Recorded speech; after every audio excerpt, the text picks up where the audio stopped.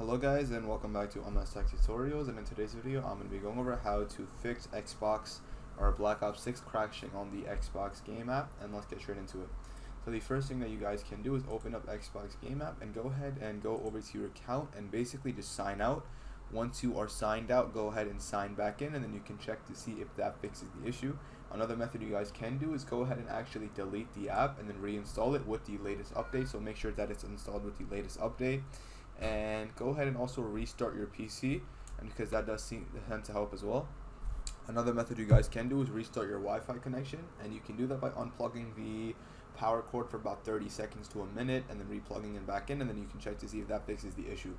And I also recommend, instead of using a Wi-Fi connection in the first place, use an Ethernet cable instead, because that does tend to help as well, and that will also get you lower ping in game as well, so that is always a plus. And yeah, once you do all of these steps, hopefully you should be good to go, and that is it. So that is it for the video. Thank you guys for watching. Make sure to give the video a thumbs up, subscribe to the channel, and have a great day.